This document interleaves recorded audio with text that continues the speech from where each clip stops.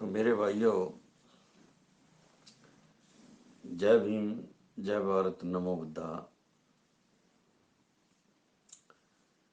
कल जब मैं 1 घंटा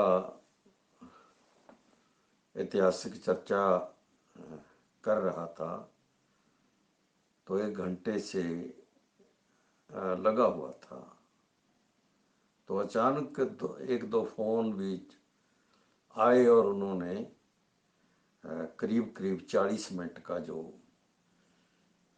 मेरी बातचीत थी, जो मेरी चर्चा थी, वो काट दी।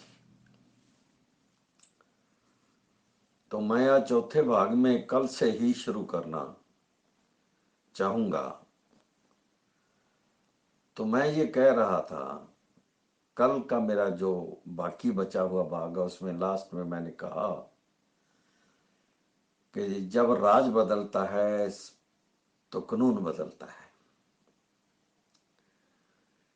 और कानून के हिसाब से किसी भी समाज का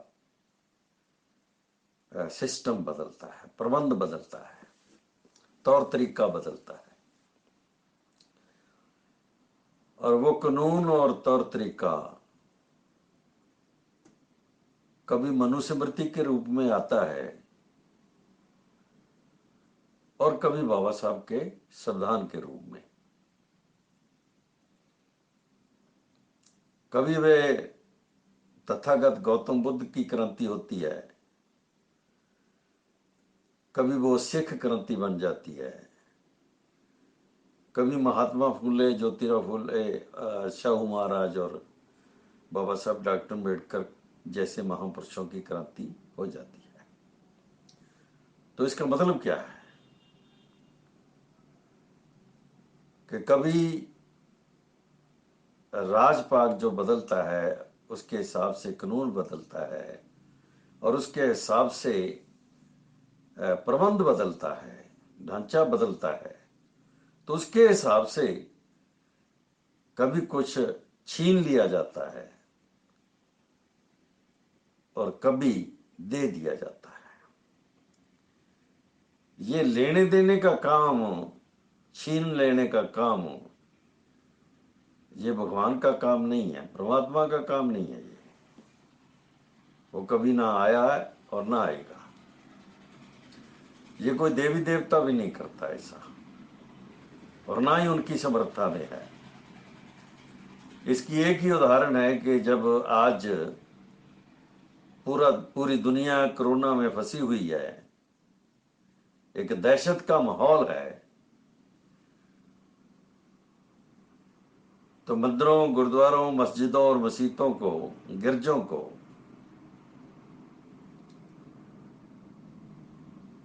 जहां भगवान रहता है, देवी देवता रहते हैं, सभी को जिंदरा लगा हुआ है, ताला लगा हुआ है। ताला समाज को लगा, ताला आदमियों पर लगा, मगर कोरोना ने जैसा ताला लगाया वो भगवान को भी लग गया। वो बड़े बड़े देवी देवताओं को भी लग गया। कोई ईश्वर, कोई भगवान, कोई अल्लाह, कोई वाहिगुरु पिछले 40 दिन से कभी बोलता नहीं है, पता नहीं कहाँ चला गया वो। ये सभी लोग, जिनको हम सौवर्ण लोग कहते हैं, वो कहाँ चले गए ये किसी को नहीं पता।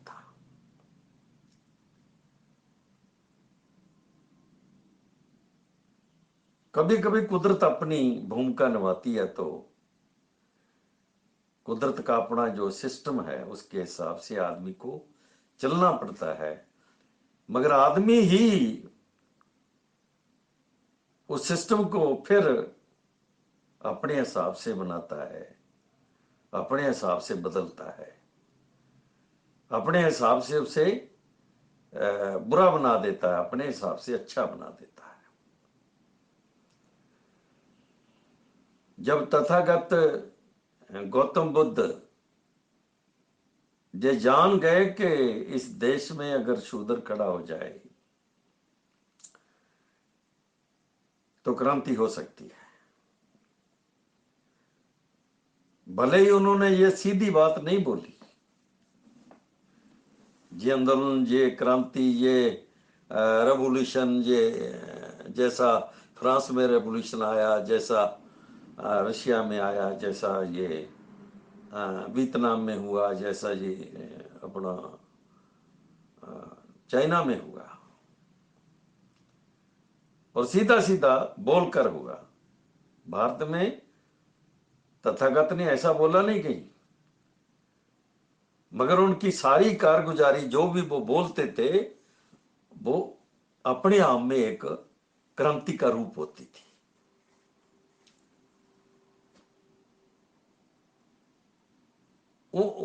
तथागत ने वो सिस्टम जो ब्राह्मण ने बना रखा था, ब्राह्मण, क्षत्रिय, वैश्य और शूद्र का, ऊंच नीच का, या जो कुछ उसने अपने ग्रंथों में लिख रखा था, जिनको तथागत वर्षों तक पढ़ते रहे, सुनते रहे, समझने की कोशिश करते रहे, और फिर कहा कि वेदों में वेद मारुथल की तरह है, जे जीवन की प्यास नहीं बुझा सकते। तो ब्राह्मण पर बहुत ज्यादा चर्चा की उन्होंने। तो इसका मतलब क्या है कि जिस आदमी को ब्राह्मण ने पढ़ने से रोका, जिस आदमी को बराबर बैठने से रोका, जिस आदमी को ज्ञान देने से, लेने से रोका, और जिस आदमी को ऊपर उठने से रोका ब्राह्मण ने, वही आदमी तथागत को सुनकर ज्ञानवान होकर एक बहुत बड़ा साधु हो गया, एक संत हो गया। और वही आदमी जब घर घर जाकर खाने के लिए कुछ मांगता तो उसकी मुलाकात घर के लोगों से होती। कुछ लोग गालियां निकालते, कुछ लोग डंडे मारते। ये ज्यादा इनमें ब्राह्मण लोग थे। ये ब्राह्मण की भूमिका सदियों से ऐसी रही है कि वो अच्छे आदमी को कभी बर्दाश्त नहीं करता, अच्छाई को बर्दाश्त नहीं करता ब्राह्मण कभी भी। बुराई जितनी मर्जी कर लो वो बोलता तक नहीं, मगर अच्छाई करोगे तो वो बर्दाश्त नहीं करेगा। वो राजा को लेकर, राजा की पुलिस को लेकर, या बड़े जिम्मेदारों को लेकर, ठाकरों को लेकर, और डंडा तलवार लेकर तुम्हारे सर पर आ मंडराएगा। वो अच्छाई बर्दाश्त नहीं करता। तो जो आम लोग थे गांव के या बस्ती के, जैसी भी बस्तियां तब होंगी, आज से 2600 वर्ष पहले कैसी बस्तियां होंगी जे हम ज्यादा नहीं कह सकते, मगर उनमें लोग तो थे। तो उन्हीं लोगों में से कोई ना कोई आदमी, कोई ना कोई औरत और कोई ना कोई बच्चा साधु से कोई बात पूछता, उससे चर्चा करता।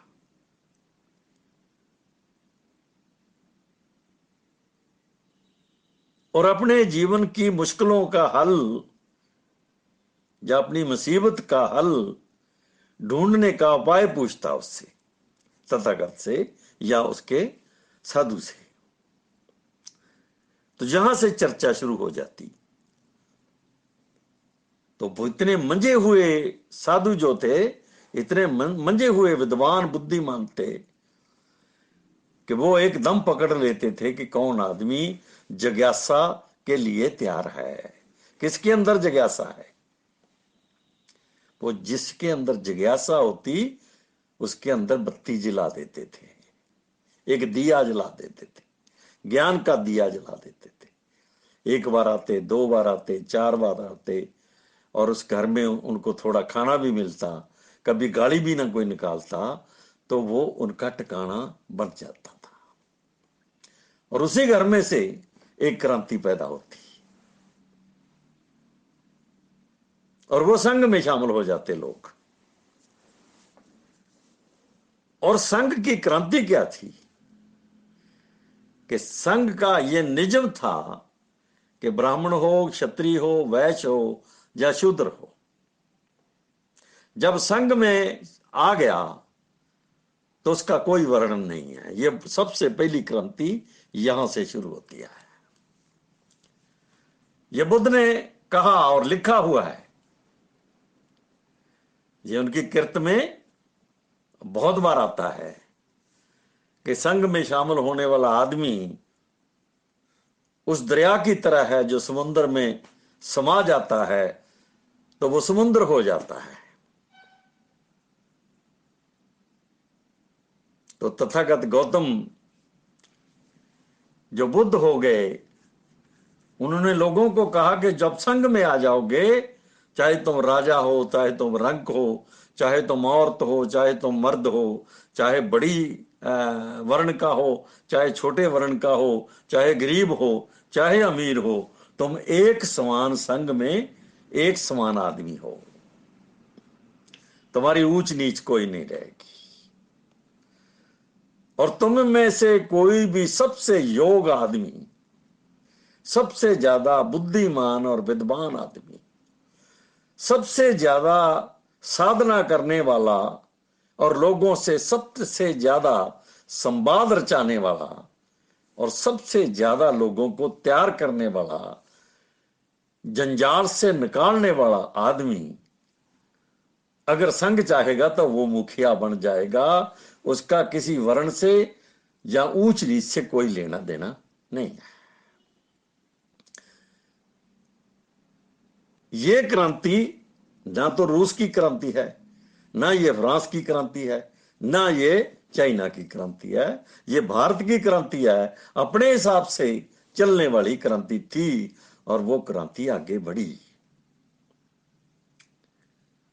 40 वर्ष तक तथागत लोगों को मिलते रहे।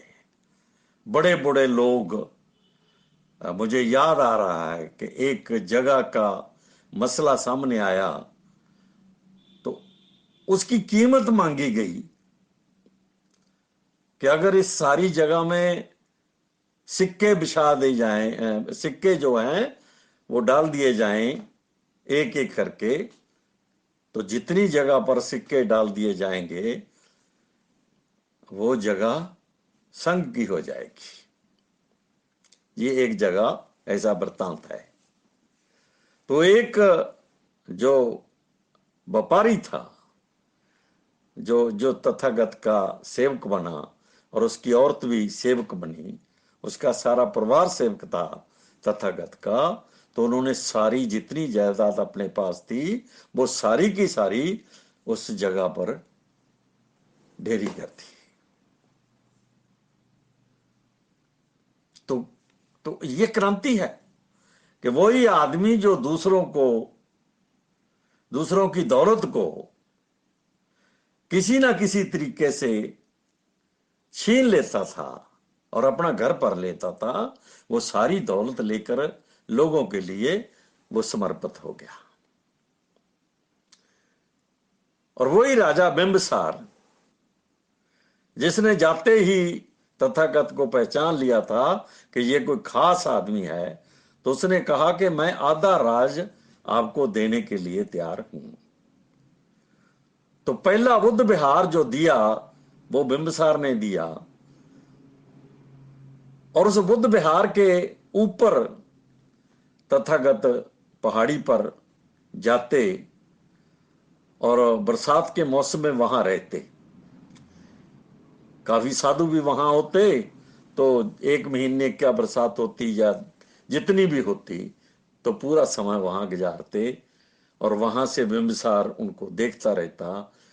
और उसका लड़का जो था बिंबिसार का, उसका नाम शायद अजात शत्रु,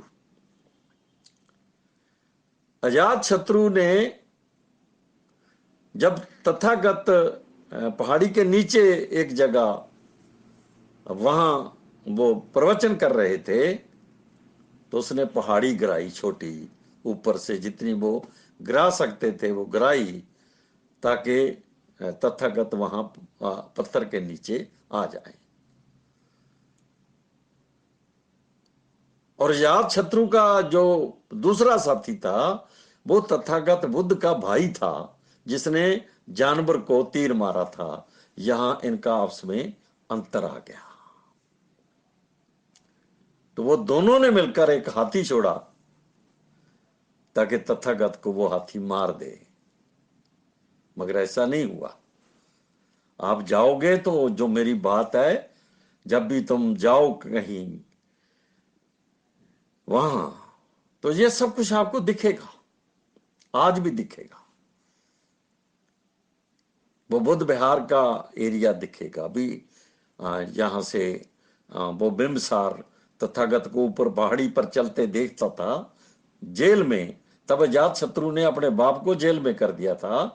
तो जब वो जेल में बैठे ऊपर देखते थे, वो सारी जगह एक दूसरे से लिंकड है, जुड़ी हुई है। तो वो राजा साधु बना।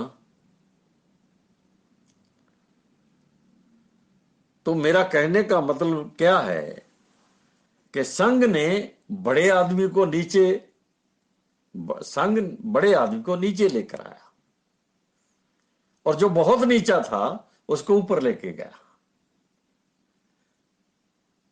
ये ध्यान रखो इस बात का।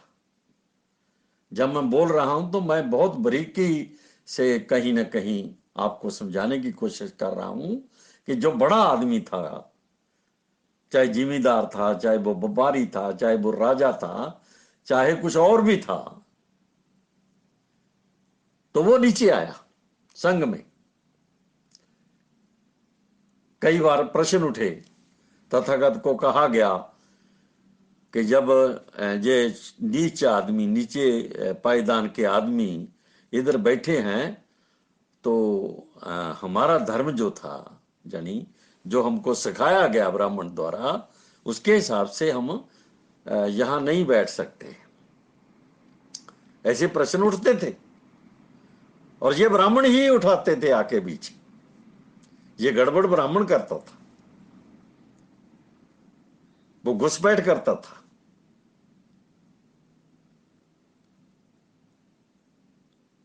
तो बुद्धा को पूरे प्रवचन करने पड़ते, समझाने के लिए काफी समय लगाना पड़ता। और फिर वही लोग किसी भी निचले पायदान के आदमी को, छोटे वर्ण के आदमी को स्वीकार कर लेते। ये नीचे बैठा आदमी ऊपर आ जाता, तो एक जगह ऐसी आ जाती, यहां ऊपर वाला नीचे खड़ जाता, थोड़ा नीचे हो जाता, तो नीचे वाला थोड़ा ऊपर हो जाता, तो एक समान संघ का निर्माण होता।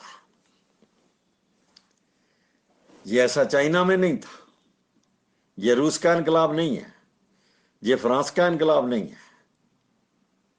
ये दुनिया में कहीं भी किसी देश में ऐसा इनकलाब नहीं हुआ। ये 40 वर्ष तक चलता रहा। तो मैं यहां एक और उदाहरण देना चाहता हूं कि दो आदमी, एक मुगलायन और दूसरे का नाम एक और था, वो दोनों साथी थे, तो एक ही गांव के थे शायद। तो एक आदमी जब साधु बना तो उसकी बातें सुन सुनकर दूसरे को अचंबा होता था, तो वो भी उसके साथ संघ में आया, प्रवचन सुने। तो दोनों ब्राह्मण थे, वो दोनों ब्राह्मण थे। ये अच्छाई बुराई हर एक आदमी के साथ जुड़ी हुई नहीं होती। देखने को अच्छा आदमी बुरा हो सकता है, और देखने को बुरा आदमी अंदर से अच्छा हो सकता है। कभी कभी ऐसा बहुत बड़ी बात होती है। वो दोनों ब्राह्मण जितना शुरू से लेकर अंत तक वो तथागत के सबसे बड़े चेले रहे।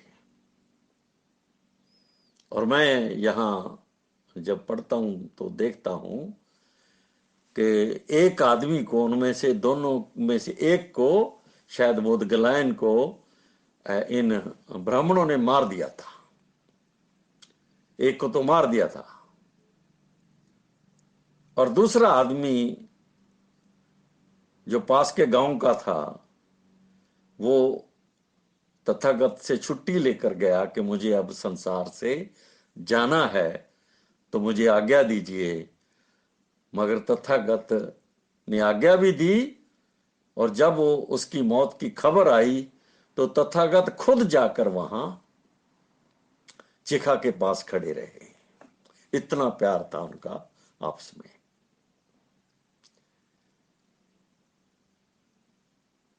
मगर ये उदाहरण कि दोनों ब्राह्मणों की चिखा पर तथागत खुद खड़े हुए और उदास हुए, इतना प्यार, क्योंकि दोनों मनुष्यों के कारण तथागत की हर बात संभाली गई और आगे चली। मगर ये मत मानना कि अगर दो ब्राह्मण एक बहुत बड़े संघ के अंग हो गए हैं तो इसका मतलब ये है कि सारे ब्राह्मण ऐसे हैं। एक ब्राह्मण को उन्हीं ब्राह्मणों ने मारा था।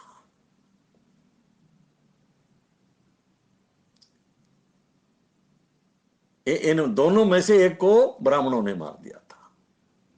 और दूसरी बात, जब सम्राट अशोक को पता चला कि संघ में बहुत बड़ा बगाड़ पैदा हो गया, तो 60,000 ब्राह्मण और ब्राह्मणियां, इनको सम्राट अशोक ने संघ से निकाल दिया था। तो आप समझ सकते हैं कि दो ब्राह्मणों की बात 60,000 ब्राह्मणों से मेल नहीं खाती, जो उनके चरित्र से मेल नहीं खाती। ये अलग अलग दोनों पहलू हैं। तो 40 वर्ष में आनंद भी साथ रहा, दूसरे और भी जो जैसे उनकी माता भी साथ रही, तथागत की पत्नी भी फिर भिक्षु हो गई, फिर उनका लड़का जो था वो भिक्षु हो गया, तीनों भिक्षु हो गए, और पिता भी भिक्षु हो गया था।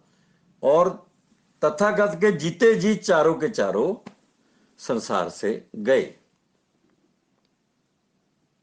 जिंदा थे। तो जब कुशीनगर में जो कबीर साहब का मगहर है बनारस के आगे, जिसको हड़म्बा भी कहते हैं, जैसी काशी तैसा मगहर, तो उस मगहर में जब पहुंचे तथागत,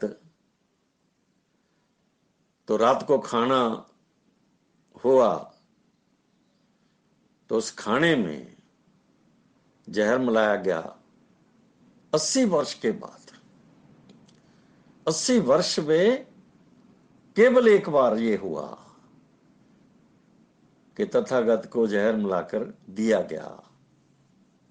अब मैं और बात नहीं कहना चाहता, तुमको खुद को समझ लेनी चाहिए। तो कुछ दिन के बाद तथागत ने कुशीनगर में वो अपने प्राण त्याग दिए। मगर ये 40 वर्ष का समय है। ये भारत की पहली क्रांति का 40 वर्ष का वो पीरियड है, जिसने इस देश में चंद्रगुप्त मौर्य से लेकर मौर्य राज्य स्थापित किया। और मौर्य राज से पहले महापद्मनंद और धनानंद, ये नंद वंश के दो राजे हुए हैं। और ऐसा मैं पढ़ा मैंने कि महापद्मनंद का बेटा था चंद्रगुप्त मौर्य।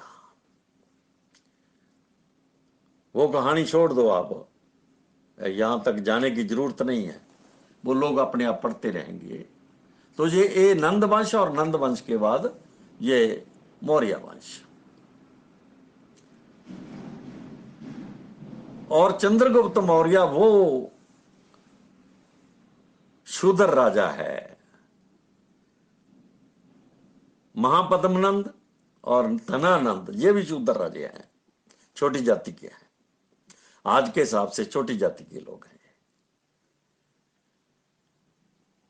तो मौर्य वंश भी उसी वंश से आगे चलता है। तो सम्राट अशोक से पहले अगर संसार को बहुत बड़ी जीत, यानी संसार में मौर्य वंश की बहुत बड़ी जीत हासिल की, तो वो चंद्रगुप्त मौर्य थे। जब सिकंदर आया तो चंद्रगुप्त मौर्य के लोग की फौज को वो हरा नहीं सका, वो आगे नहीं बढ़ पाया और पीछे परत गया और रास्ते में मारा गया, परत गया और मारा गया, वो घर नहीं पहुंच सका। ये चंद्रगुप्त के राज में हुआ। जब सम्राट अशोक बैठे, मैं यहां एक बात कहना चाहूंगा कि जो भी आदमी जिसने कभी सम्राट अशोक को नहीं पढ़ा, उसने दुनिया का कोई इतिहास जो है वो सही में कह सकते हैं हम कि कुछ नहीं पढ़ा। तो मैं बेनती करना चाहूंगा अपने बहुजन समाज के पढ़े लिखे लोगों से कि जब भी तुमको सम्राट अशोक की 2-4 पुस्तकें अच्छी मिल जाएं, अपनी भाषा में, हिंदी में, पंजाबी में, अंग्रेजी में, या तेलुगु में, तमिल में, उड़िया में, बंगला में, गुजराती में, मराठी में, मलयालम में, कहीं भी किसी भी भाषा में, तो यहां के आप लोग हैं तो सम्राट अशोक को जरूर पढ़िए। सबसे बड़ी गलती की हमने सम्राट अशोक को ना पढ़ के। अगर हम सम्राट अशोक को पढ़ा होता हमने, तो बुद्धा को, तथागत बुद्धा को जानने का सबसे बड़ा पैमाना वो था।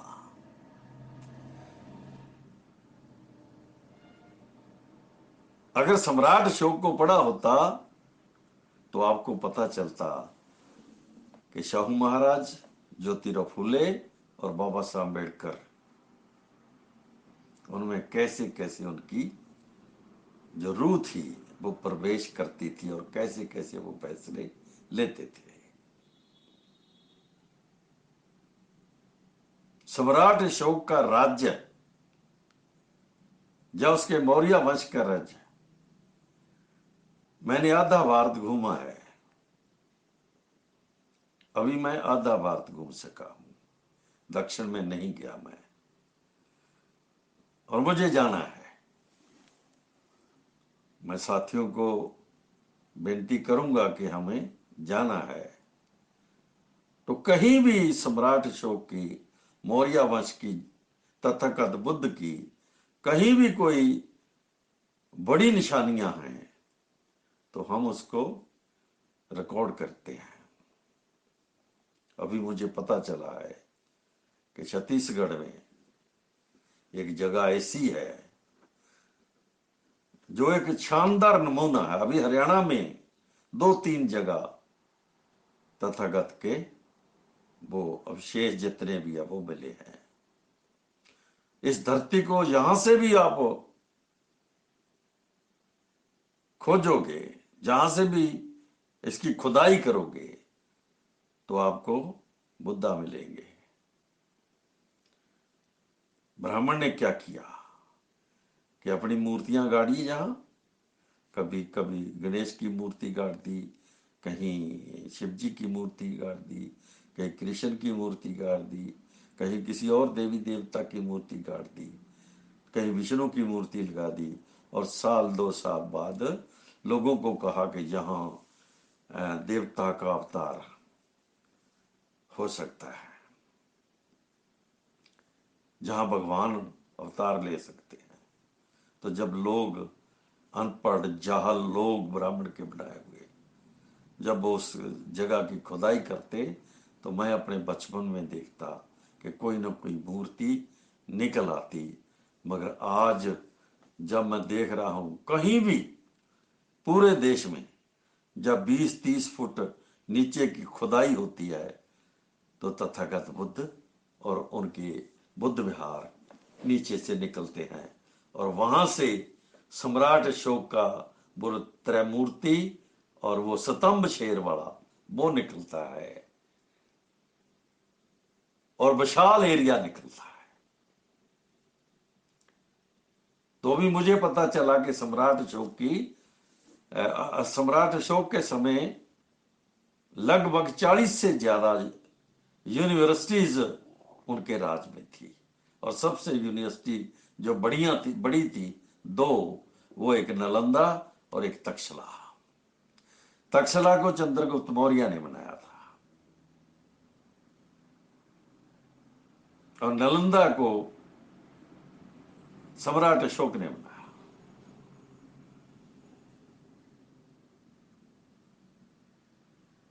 तो ऐसी क्रांति, ये कौन लोग थे जो लेकर आए? ना ये ब्राह्मण थे, ना ये क्षत्रिय थे, ना ये वैश्य थे, ये केवल शूद्र थे। मैंने आपको कहा कि मुझे शूद्रों का इतिहास समझना है। जिस सम्राट जो अपना धनानंद से लेकर, महापद्मनंद से लेकर, चंद्रगुप्त मौर्य से लेकर बृहदर्थ तक जो राज चला दुनिया का, इतना बड़ा विशाल राज जो सीरिया तक फैला हुआ था, पहाड़ों के ऊपर जाग तक फैला हुआ था, ये लंका भी उसी राज में शामिल थी। तो इतना बड़ा शानदार राज ये तथागत बुद्ध के ज्ञान के कारण पैदा हुआ। ये ज्ञान के कारण, तथागत के ज्ञान के कारण, जिस ज्ञान को पाने के लिए तथागत को घर छोड़ना पड़ा,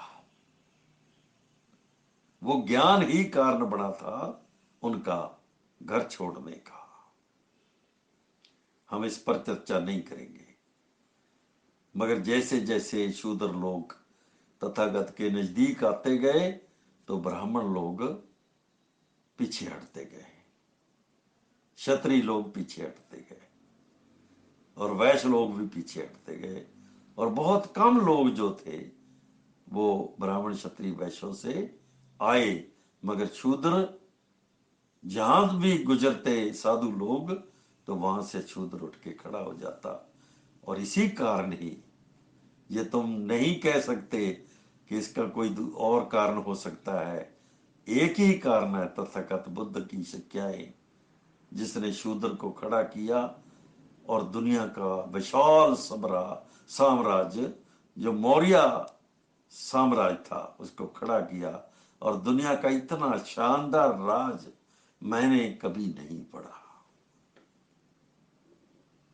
यहां किसी सम्राट ने पूरे पूरे भारत में, अपने पूरे भारत में ये संदेश लगाया हो वो सड़कों पर कि राजा प्रजा का बाप होता है, और बाप की जिम्मेवारी है प्रजा को संभालना, उसके दुख सुख को देखना। तो मैं कहीं भी हूं, मेरे देश का कोई भी आदमी, कोई भी औरत किसी भी समय आके मेरा दरवाजा खटखटा सकता है और वो अपनी मुसीबत बता सकता है। ये आज भी उनके शिलालेख जो हैं वो हमारे पास हैं, पूरे देश में पड़े हुए हैं।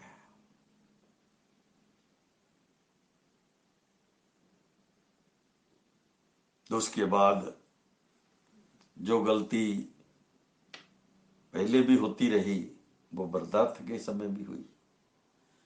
बृहदर्थ ने भी एक ब्राह्मण औरत से शादी की,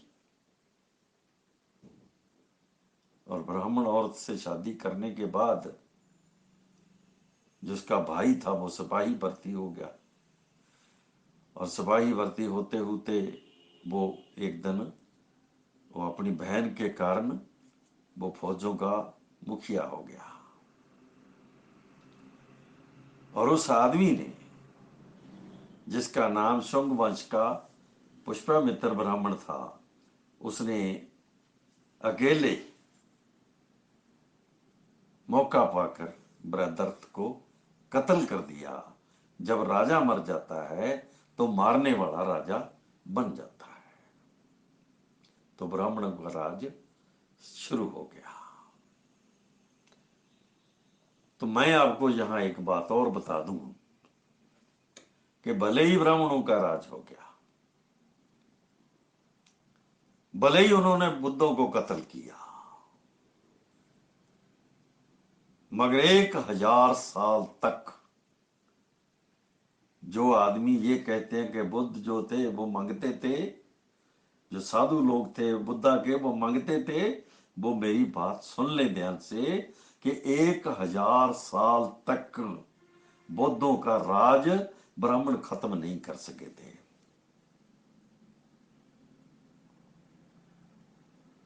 बौद्धों ने अपना राज ब्राह्मणों के हवाले नहीं किया, लड़े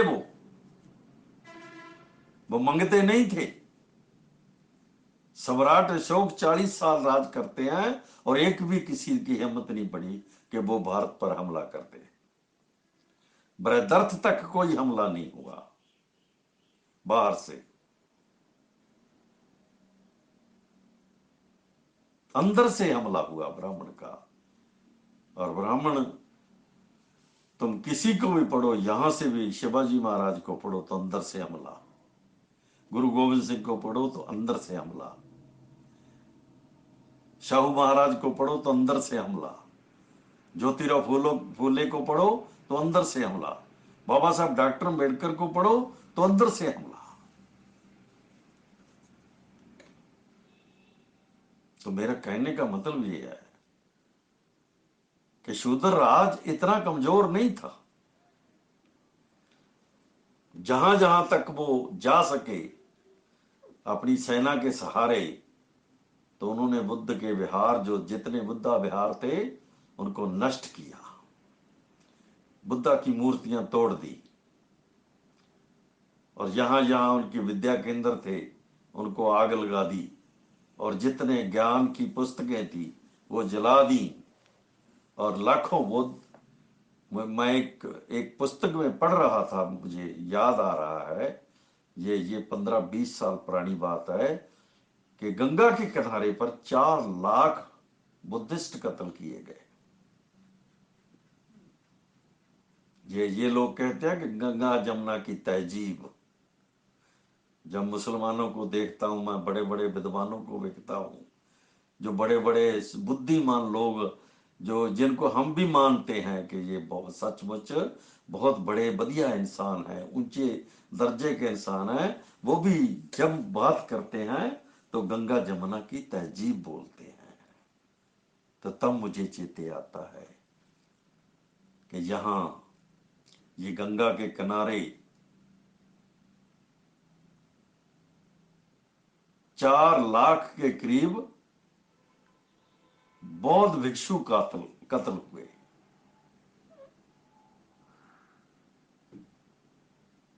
और कत्ल करने वालों में कौन थे?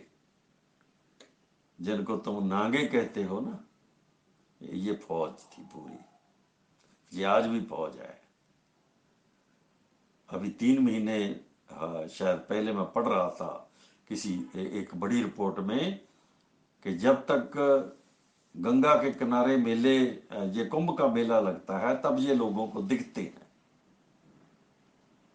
और कुंभ का मेला खत्म होते ही ये पंचायतें, ये अखाड़े, ये इनमें लाखों लोग हैं, जो ये कहां चले जाते हैं कोई नहीं जानता, ये आम आदमी नहीं जानता, कभी नहीं दिखते।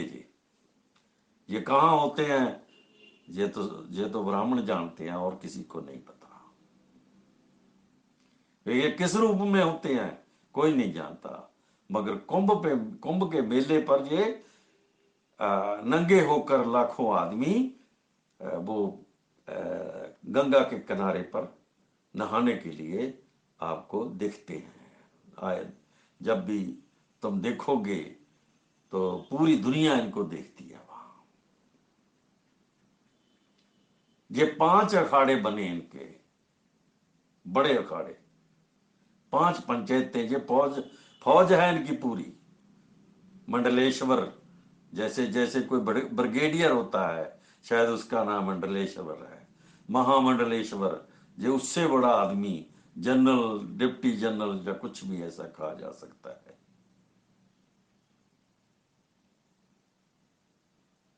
और इनके पास हथियार होते हैं। तुम देखो कोई आदमी हथियार के बगैर नहीं चलता। तो ये किसने पैदा किए? ये जो आदमी जिसको शंकराचार्य कहते हैं, ये शंकराचार्य की पैदावार है। शंकराचार्य जो उस समय ब्राह्मण था, उसने मेहरकुल और शुंगवंशी लोगों के, ब्राह्मणों के साथ मिलकर, और ये फौज जो 4-5 अखाड़ों में खड़ी की गई, इसको लेकर जितना कोहराम मचाया, वो शंकराचार्य के वो इतिहास में दर्ज है।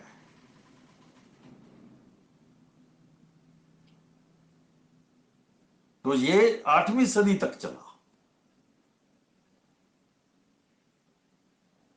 बृहदर्थ कत्ल होता है 250 साल पहले, एक सदी से, एक तारीख से, यानी एक जो अंग्रेजी एक तरीका है, आज से समझो कि 20 ये हो गए और 2000 साल और हो गए, उससे 250 साल पहले बृहदर्थ का कत्ल होता है। और शंकराचार्य कब आता है? 7वीं-8वीं सदी में, जब जब ये जीत नहीं पाते अपने पूरे बौद्ध विहारों को, बौद्धों को जीत नहीं पाते, तो 8वीं सदी में ये मोहम्मद बिन कासिम आता है। और मोहम्मद बिन कासिम इस देश की सिस्टम को समझ के कि जब तक शूद्र उसके पास नहीं होगा तो वो दिल्ली पर राज नहीं कर सकता, तो उसने चूल्हा साझा किया, रोटी साझी की, पानी साझा किया, और शूद्र सारे के सारे उसके पास चले गए, और लाखों की गिनती में वो मुसलमान हो गए, और वो मिलकर उन लोगों ने दिल्ली पर जो हमला किया और वहां दिल्ली जीत ली। ये 8वीं सदी की बात है।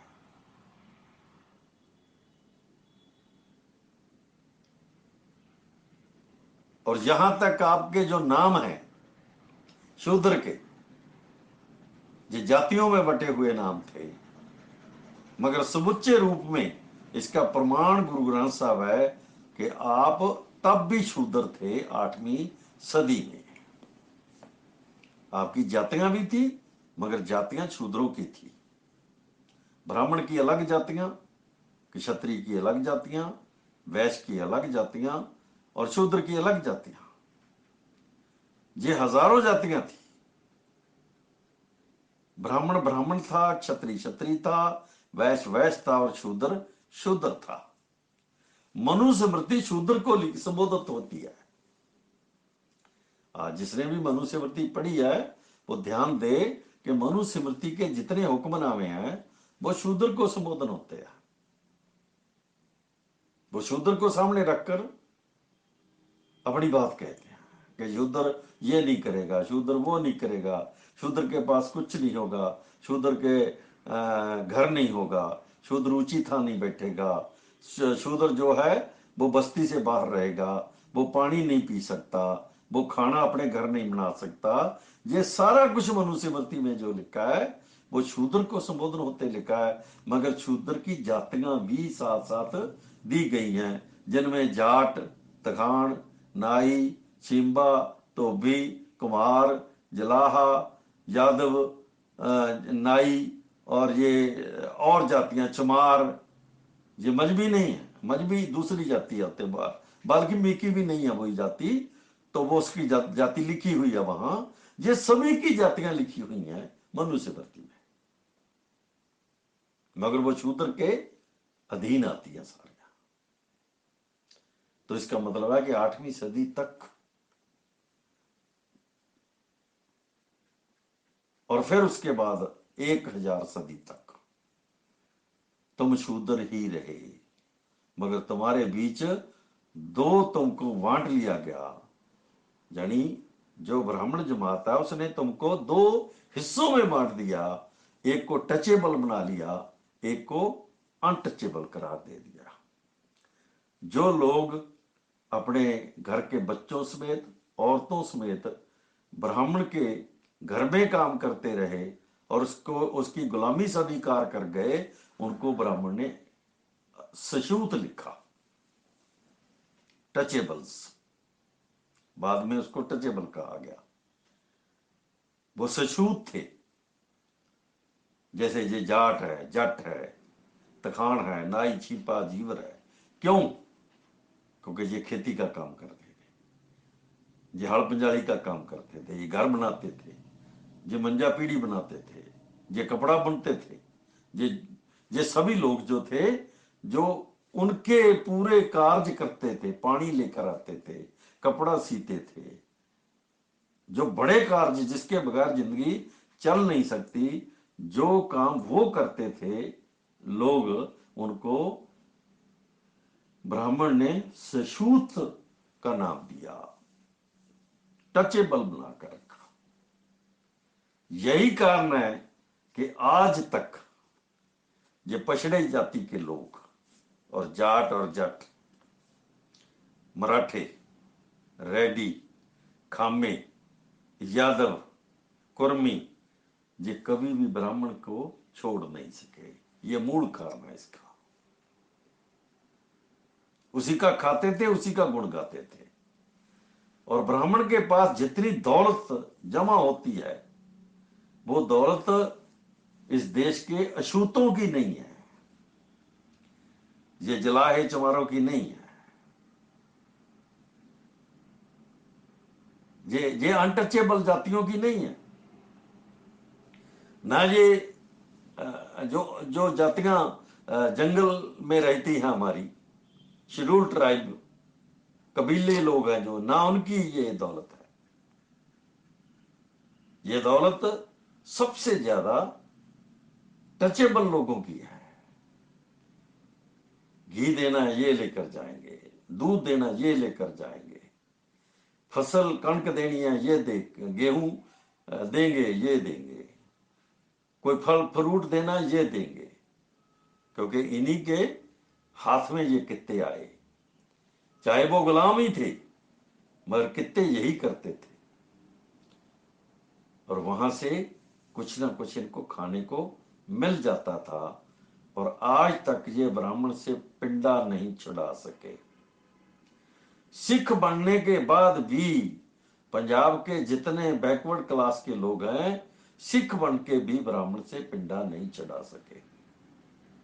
इसका मतलब क्या है कि ये सेवा हजारों साल तक उसकी करते रहे, मगर जो अछूत थे, उन अछूतों को जिंदगी से एकदम बाहर निकाल दिया गया। क्यों?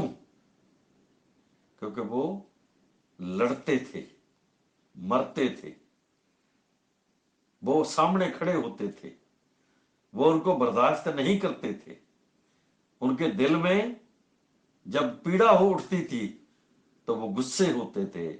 तो ऐसे लोग जो गुलामी स्वीकार दिल से नहीं करते थे, उनको किसी ना किसी बहाने अछूत घोषित कर दिया गया। ये बौद्धिस्ट है सभी, ये बौद्ध लोग हैं सभी के सभी। मुझे ऐसा लगता है कि जब सम्राट, मौर्यन सम्राट का अंत हुआ और ब्राह्मण का राज स्थापित हुआ, मनुस्मृति लिखी गई, भले ही इनका नाम वहां लिखा हुआ है शूद्र के नाम पर, मगर मुझे ऐसा लगता है कि इनसे ज्यादा लोग जो थे वो ब्राह्मण की फौज में रहे होंगे। उसका घर का भी काम करते थे, सेवा टहल भी करते थे, और उसके खाने पीने के सारे बंदोबस्त करते थे, और उसकी फौज में रहकर ये ब्राह्मण की सुरक्षा भी करते थे। ये इनके करैक्टर में है ऐसा, ये आज भी है। मगर जो अछूत लोग हैं उनको जबरदस्ती उनको, क्योंकि वो बाकी लोग ज्यादा गिनती में हो गए, ये थोड़ी गिनती में रह गए। कम गिनती के कारण ये कुछ बराबर नहीं कर सकते, क्योंकि इनके पास कोई जमीन नहीं है। इनके पास बाबा साहब के कारण ही घर घाट आया, वरना ये तो पूरे देश में मंगते लोग हैं। ये छीना किसने सब कुछ? ये मनुस्मृति ने छीना। मनुस्मृति ने क्यों छीना? क्योंकि शूद्र जो था वो इस देश का सम्राट बना।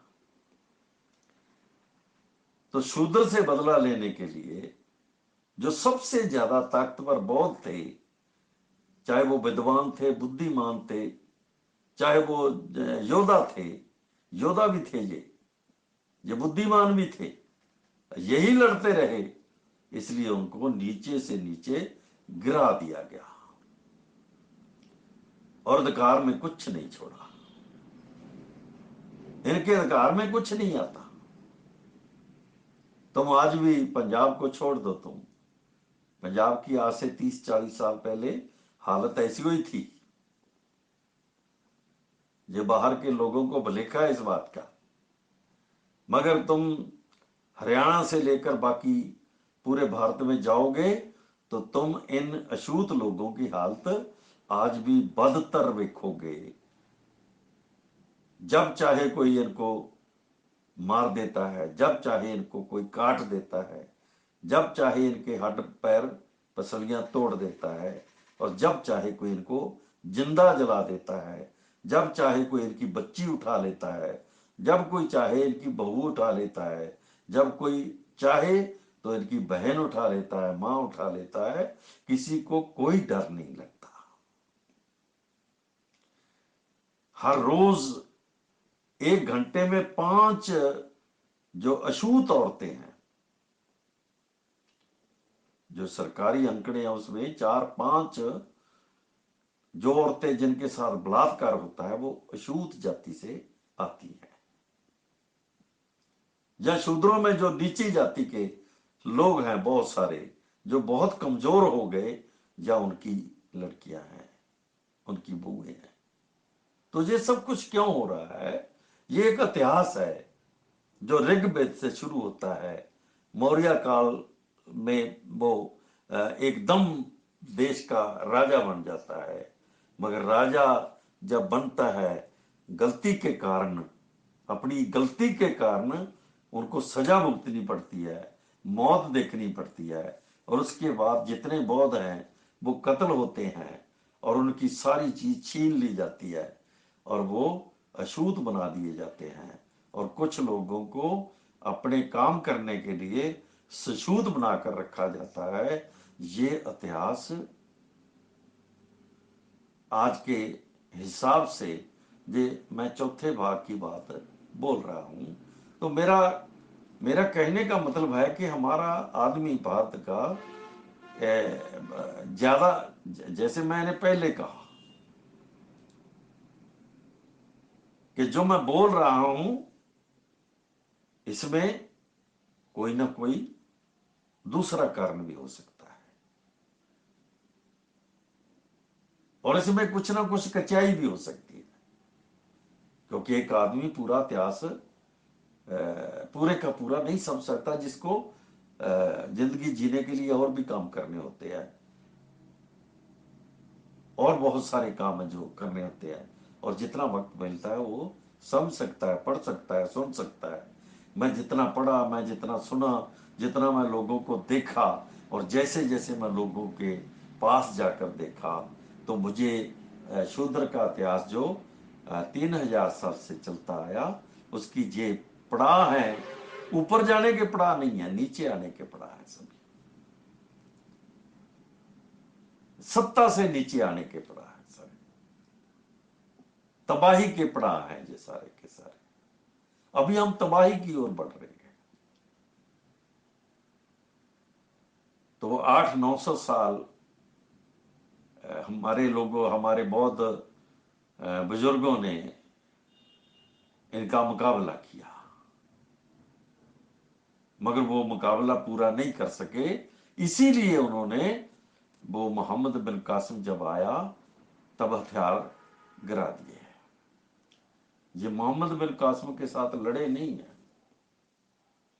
तो मोहम्मद बिन कासिम जानता था कि ये जितने राजे हैं, अगर ये इकट्ठे हो जाएंगे तो उसको आगे नहीं बढ़ने देंगे। तो वो समझ गया था कि अगर उसने अपनी ताकत भारत में इकट्ठी ना की तो ये छोटे मोटे राजे भी उसको आगे नहीं बढ़ने देंगे।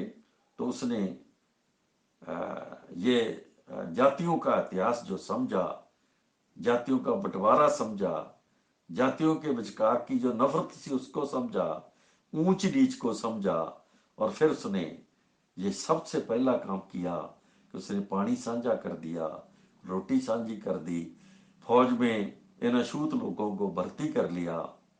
ये कोई मामूली आदमी नहीं थे, हमारे बुजुर्ग मामूली आदमी नहीं थे, विद्वान भी थे, बुद्धिमान भी थे और योद्धा भी थे।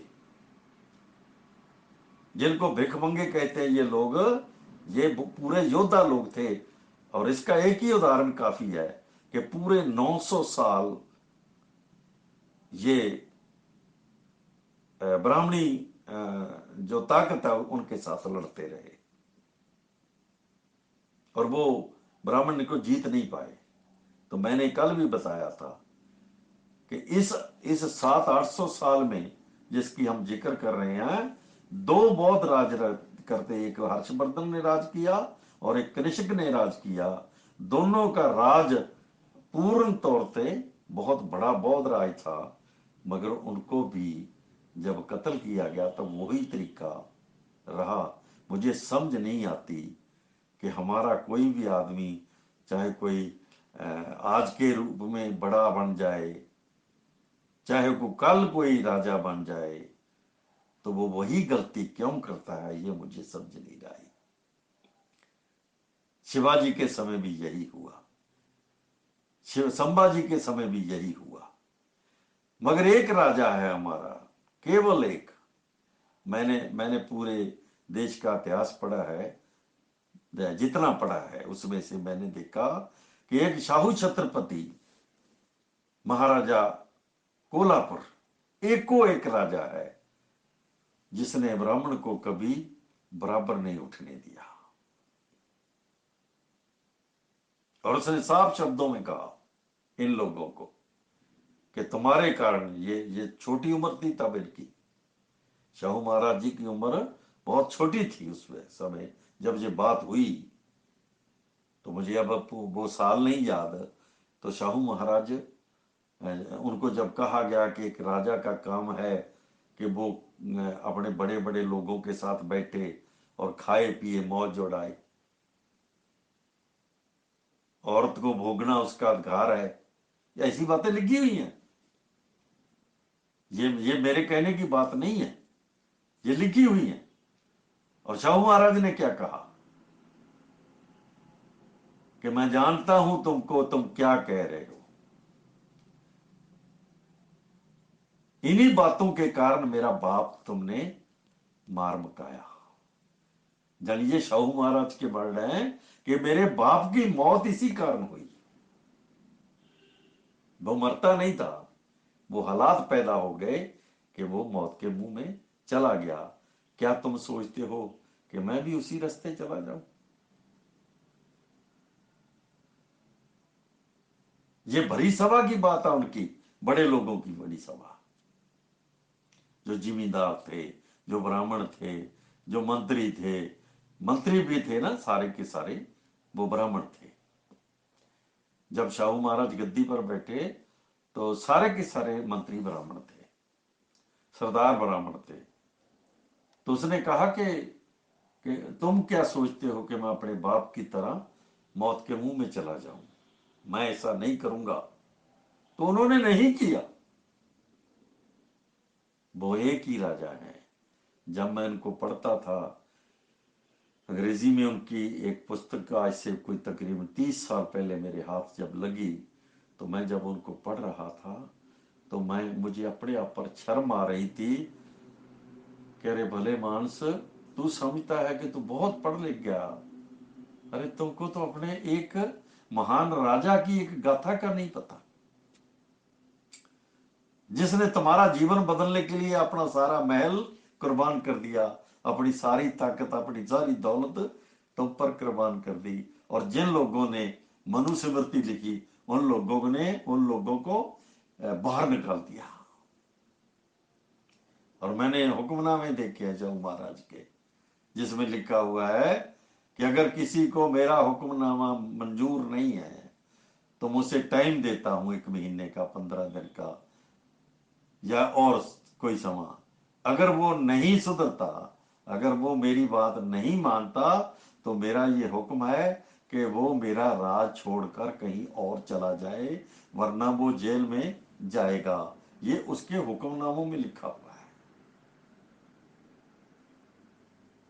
तो मेरा कहने का मतलब है कि हमने तो ना सम्राट अशोक पढ़ा, ना हमने तथागत बुद्ध को पढ़ा, और ना हमने शाहू महाराज जी को पढ़ा। तो पढ़ा क्या? हमको शर्म आनी चाहिए थी कि हमने पढ़ा क्या। क्योंकि हमने नहीं पढ़ा, हमारे लोगों ने ये सच नहीं पढ़ा।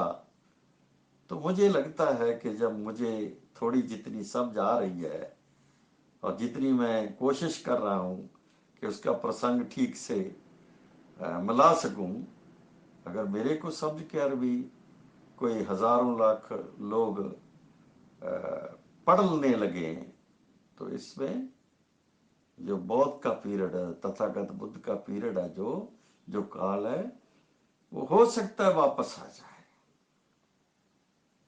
हो सकता है। क्योंकि अज्ञानता के कारण ही दुखी हैं हम,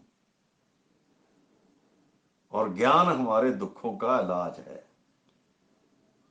ये सोचकर मैं ये शूद्र का इतिहास आपके सामने रख रहा हूं। मुझे नहीं पता कि मुझे कौन पढ़ेगा, कौन नहीं पढ़ेगा, मुझे कौन सुनेगा, कौन नहीं सुनेगा, मुझे कौन मानेगा, कौन नहीं मानेगा। मगर एक बार सुनेगा तो कुछ ना कुछ तो खुरक खारिश होगी, कुछ ना कुछ तो खारिश होगी। एक बार खारिश शुरू हो गई तो बात बढ़ने लगेगी। मुझे अपने लोगों को समझाना है, मुझे किसी से दुश्मनी नहीं करनी है। मुझे इतिहास समझाना है, दुश्मनी नहीं करनी है। अपने लोगों को समझाना है।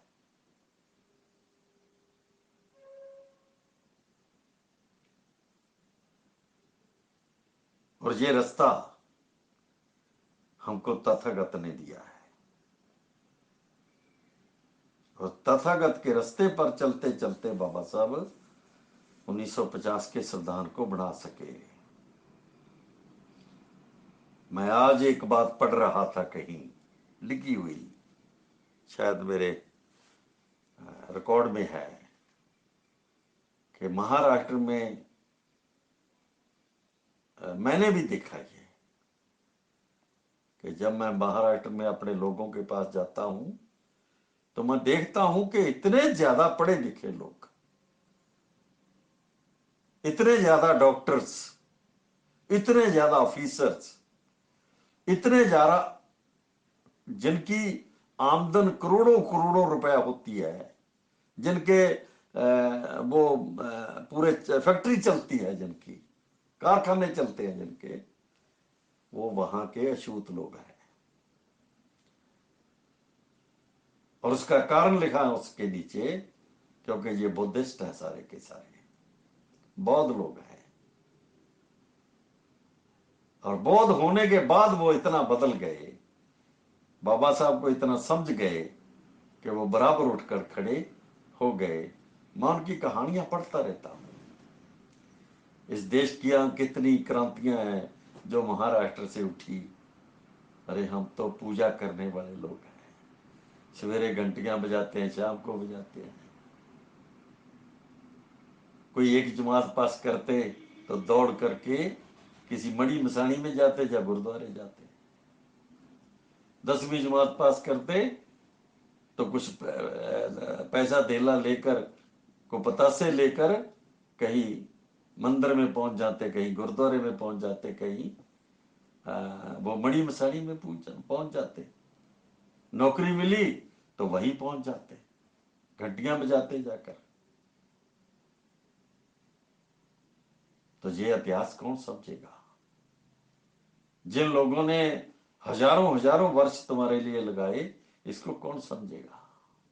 तो ये समझने के लिए मैं चर्चा कर रहा हूं। मैं आपको एक बात बता दूं कि मुझे अपने लोगों को समझाना है और मुझे किसी से दुश्मनी नहीं करनी है। मेरे लोग जो पिछले 70 साल में भी 5% से ज्यादा समझने के लिए तैयार नहीं हुए, 10% से ज्यादा, तो उनके लिए दुश्मनी भी कोई करे तो क्यों करे?